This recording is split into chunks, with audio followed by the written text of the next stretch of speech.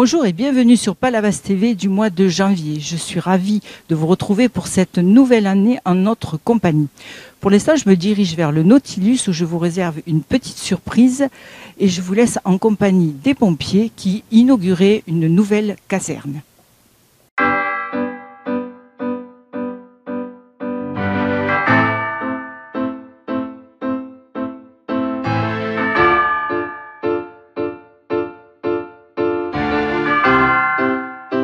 Monsieur le Président, bonjour. Alors aujourd'hui, en première pause de l'extension de la caserne, c'est très important pour le département, le SDIS 34. Bien sûr, c'est important. Nous avons, nous, à cœur d'avoir un maillage territorial avec des implantations de casernes pour avoir des délais d'intervention raccourcis pour que les habitants, les personnes en difficulté se sentent sécurisés du fait d'avoir des pompiers à proximité. Alors pourquoi le choix de Palavas? Le choix de Palavas, parce que d'abord, il y avait déjà une caserne existante qui n'était ouverte que du mois de juin au mois de septembre. Et comme il fallait renforcer le côté opérationnel de ce secteur sud de la métropole de Montpellier, eh bien, j'ai souhaité, avec l'accord du maire, que nous fassions une extension de ce centre-là pour avoir toute l'année 80 sapeurs-pompiers à demeure ici et qui seront opérationnels très rapidement, bien sûr sur Palavas, mais sur quelques communes alentours. Un financement partagé. C'est un cofinancement, c'est un projet de 1,2 million d'euros.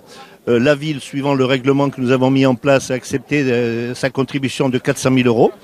Donc c'est un beau projet sur le plan structural, et il sera fonctionnel, mais aussi il a un positionnement idéal. Et puis quand on connaît la fréquentation estivale, la population qui grossit, les aléas qu'il y a en termes d'accidents sur ce littoral, mais il est important que nous ayons la présence des sapeurs-pompiers ici à Palavas. Et je voudrais remercier très sincèrement le maire de Palavas pour son engagement, sa pugnacité et sa volonté de nous accompagner dans ce projet. Fin des travaux pour quand? Alors la fin des travaux, vous savez, il y a toujours quelques aléas de chantier, mais je pense qu'à la saison d'été, il sera opérationnel.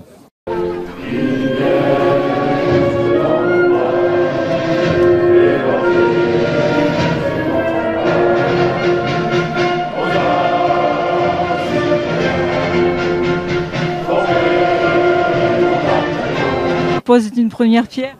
Tout à fait, c'est un bel événement de pouvoir construire ce centre de secours, de pouvoir l'agrandir de façon à ce qu'on puisse l'ouvrir à l'année, compte tenu de l'évolution de la population et de pouvoir garantir à l'ensemble de la population héroltaise et plutôt palavassienne des secours de proximité.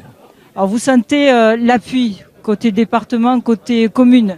On a un très grand appui de la part du département. Le président Mesquida finance le SDIS avec encore une augmentation de 4% de notre budget de façon à faire face à cette évolution de la population. Beaucoup de personnes sont très contentes d'avoir une évolution de la population sur le département, entre guillemets, aux alentours de 13-14 000 habitants en plus chaque année. Mais ça veut dire que c'est des secours en plus.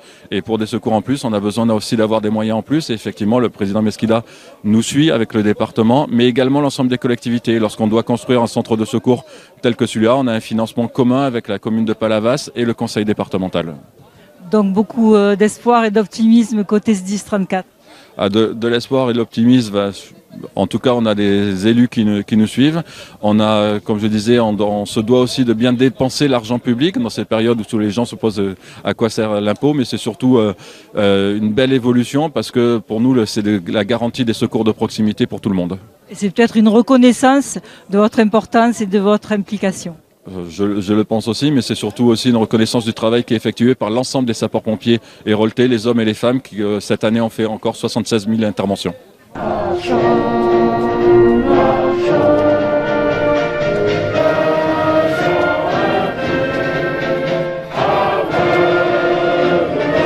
Bon, le mois dernier, je vous avais parlé de la vedette de la SNSM. Là, vous venez de voir les pompiers. J'espère que vous voilà rassurés.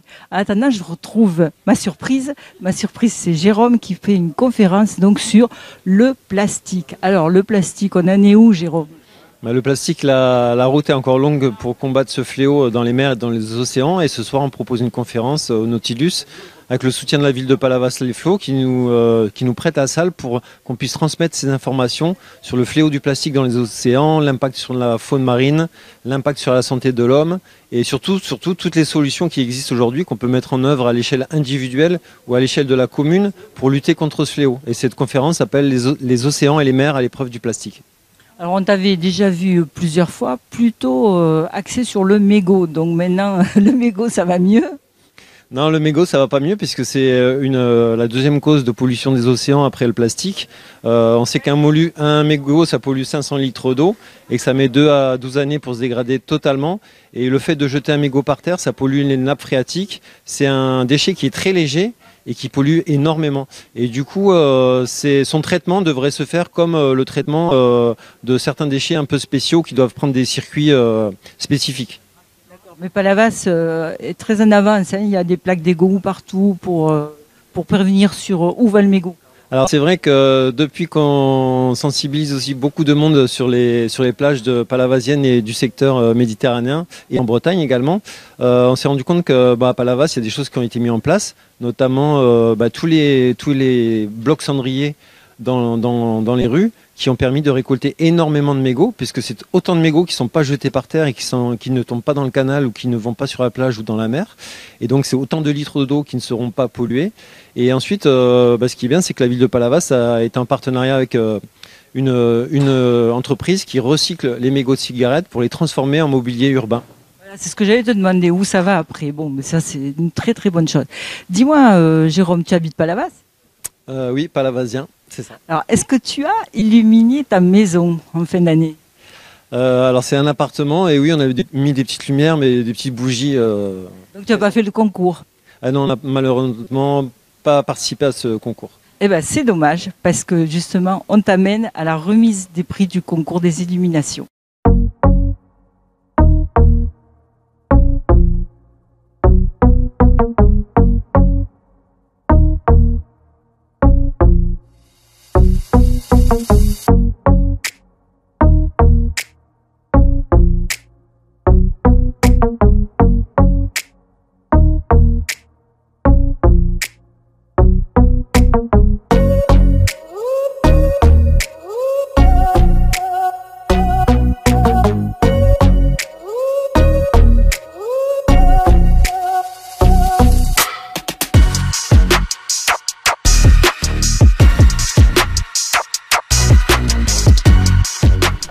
Le troisième prix a été attribué à M. Gérard Tétrel, 25 rue des Étries.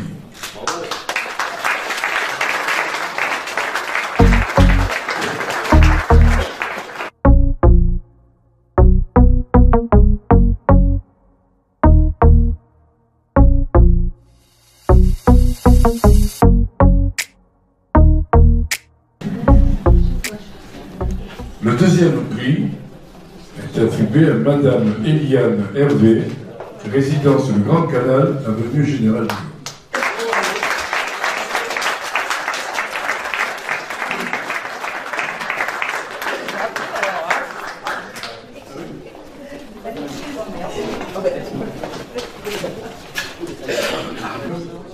J'ai le plaisir de vous faire reconnaître que le grand gagnant est une gagnante.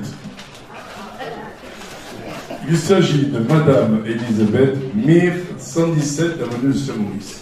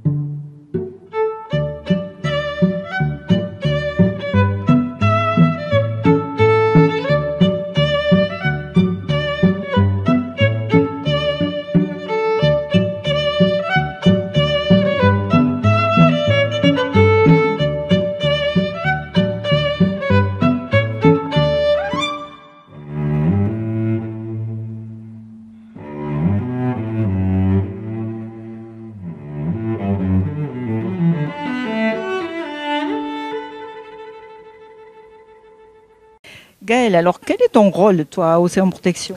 Alors moi, je suis co responsable du service, enfin du pôle pédagogique. Donc je crée des documents pédagogiques pour les interventions dans les écoles, auprès des adultes et aussi lors de nos manifestations. Alors dans la pédagogie, le sport c'est une très bonne pédagogie. Est-ce que tu aimes le sport? Oui. Oui, oui. Alors donc on t'amène voir un match de rugby, le match du rugby club palavasien qui recevait Quillan.